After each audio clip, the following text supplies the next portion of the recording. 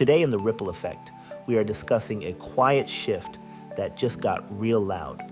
Last week, news broke out of California that a group of humanoid robots, yes, actual robots, are now working side by side with humans on the assembly lines of an auto shop.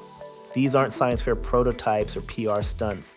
These are full-scale functioning mechanical workers designed by a company called Figure, now standing shoulder to shoulder with real people building real things on real factory floors. And yet, there wasn't a national headline in sight. No panic, no protest, not even a primetime debate. Because unlike most major tech moments, this one doesn't feel like a boom, it feels like a shift, a quiet click, like when the gears of history start turning again and you realize, oh no, we're not going back. California wasn't the first, it just made it real. Back in January 2024, BMW quietly announced a partnership with Figure to bring these humanoid machines into their production environment. The test site, their plant in Spartanburg, South Carolina. The model, Figure 02, a 5'6", 150-pound robot with 2 legs, 2 arms, and a brain powered by next-gen AI. It doesn't just look like us, it moves like us.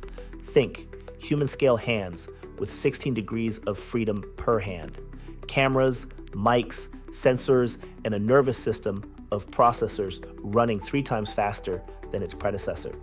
This robot can see, hear, and react. It can insert sheet metal into car chassis, work in tandem with humans, and adjust to real-time variables on the floor. It's not just advanced, it's autonomous.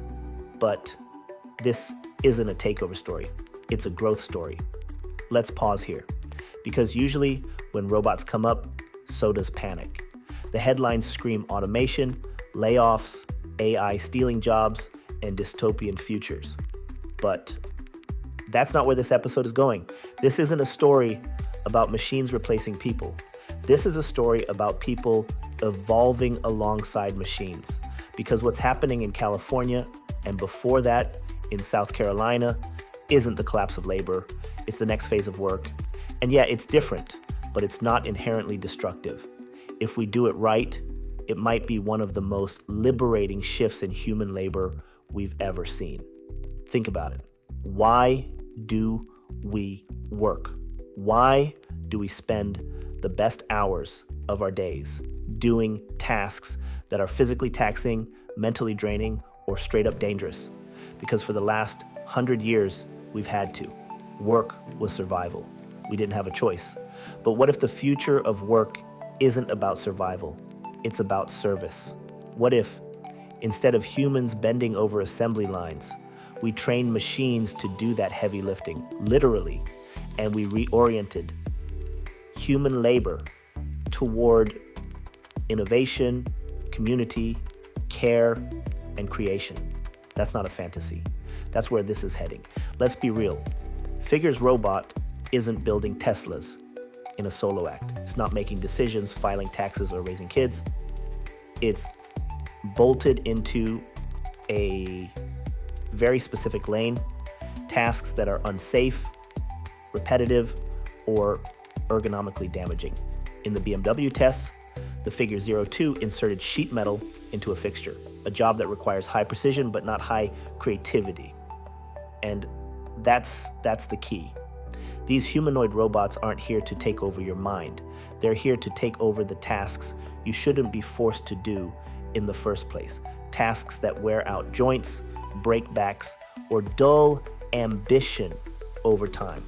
So no, this isn't about job loss. It's about job evolution. And for that to happen, we have to reshape what valuable work means in this country. If humanoid robots are going to handle the grinding, high repetition tasks on the floor, then the humans around them have to level up. That's not optional, that's survival. And that's where education becomes the front line. We need to stop thinking of education as a pipeline to fill jobs and start treating it like the foundation to redefine them. That means universal access to STEM, sure, but more than that, it means teaching, problem solving, critical thinking, ethics, and human creativity, because those are the things machines can't replicate. In this world, we need people who can operate, repair, and optimize these machines. People who can write the code that drives their logic. People who can set safety standards and ethical guardrails. People who can use freed up time to solve real-world problems beyond the factory. We also need leaders who can reimagine what a workforce even looks like when work stops being a matter of survival and starts being a matter of contribution. That's why this figure partnership matters. BMW didn't just roll out robots and call it a day. They rolled them out in a controlled, intentional way, placing them in roles that complement human workers, not compete with them. They're automating tasks that slow down production, not the people who bring it to life. And that's the blueprint. Robots should be treated like tools, not threats. Assets that support the workforce, not replace it. And if businesses are smart, they'll realize something else too. The better trained your humans are, the more effective your machines become. We've had revolutions before, the industrial kind, the digital kind, and yeah, they always come with some pain. But what makes this moment different is that we're walking into it with foresight. We can see the direction, we know what's coming, we have a choice. This isn't about fighting off automation with picket signs, it's about demanding that automation works for us, not around us. And maybe, just maybe, it's about redefining labor itself. Because if machines can build the cars, maybe humans can finally build the future. If the first wave of robots hit the manufacturing floor like a warning shot, this next wave, humanoid, AI-enhanced, adaptable, is coming like a shift in the tide. And here's the thing about tides, they don't ask permission. They don't wait until everyone's ready. They rise. So the question isn't, will robots take over? It's, will we be ready for what they leave behind? Let's talk readiness. Let's talk education. What we're seeing unfold in California isn't just a tech demo, it's a mirror. It's showing us what happens when progress moves faster than policy, faster than school curriculums, faster than public awareness. These humanoid robots, like the Figure 02, aren't here for fun. They're being brought in because they can work longer, lift heavier, and follow precision tasks without fatigue. That's not evil, that's efficiency. And in a business sense, it makes total sense. But what does it say about our system if we're still preparing students for jobs that won't exist by the time they graduate? That's the wake-up call. If we don't start adapting how we teach, not just what we teach, we're going to end up with a population that's overqualified for the past and underprepared for the future. We're talking about STEM programs in elementary, not just high school. Coding, robotics, and systems thinking taught alongside reading and writing. Trade schools that train for automation management, not just legacy machines. Community colleges that pivot from diploma mills to innovation hubs. Because if the robots are taking the wrenches, we need to hand humans the blueprints. This isn't just about training individuals. It's about building systems that can keep up with the speed of change. Think about what a robot-filled auto shop actually needs: high-speed connectivity, advanced cybersecurity, specialized technicians, energy-efficient power grids, and ethical oversight bodies. That means government can't sit on the sidelines anymore. If we're going to create a world where humans and machines work together, we need real investment in the infrastructure that supports that. It's not enough to say, learn to code. You can't code your way out of a system that doesn't give you the tools, funding, or access to participate in the first place. Let's keep it real. Businesses are moving faster than governments, always have. But this tech boom we're in now, it's moving light years ahead of legislation. And if policymakers don't catch up, they're not just falling behind. They're putting people at risk. Because where there's innovation, there must be protection. We need federal standards for human-robot interaction in the workplace. Labor laws that redefine what it means to be on the job. Education reform that aligns with real-world demand. Data, privacy protections for environments powered by AI. And maybe most of all, a national narrative that this isn't scary. It's necessary. When we see robots walking factory floors, our first instinct shouldn't be fear, it should be vision. Now let's hit something nobody really wants to touch.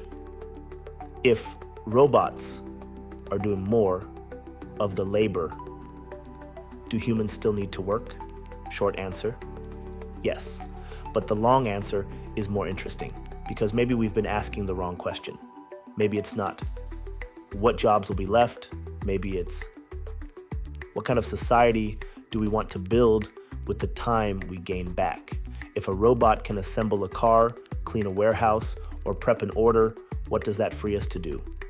We could focus more on education, arts, and caregiving. Invest in climate solutions, health innovation, or mental health services. Strengthen local economies through micro-enterprise and entrepreneurship. Volunteer more, parent more, create more, rest more. But that future only works if we stop tying human worth to work output. We have to stop seeing labor as identity and start seeing it as opportunity. When effort isn't required for survival, it becomes a choice, a contribution. Figure's humanoid robots aren't a gimmick, they're a glimpse of a world where technology supports humanity, not replaces it. A world where physical labor becomes optional, where mental effort is redirected, where human creativity, care, and consciousness are elevated above the grind. But that only happens if we build a bridge between now and next with policy, education, and real leadership. Because if we ignore it, we don't get a utopia, we get chaos. Every major leap in history, the plow, the steam engine, the internet, disrupted the way people lived and worked. But it also opened doors we didn't know existed. This moment is no different. The robots are here. They're not marching in.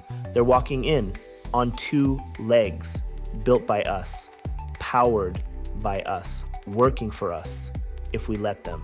So the real question isn't whether they'll change the world. The real question is, will we change with them or get left behind trying to defend a world that's already gone?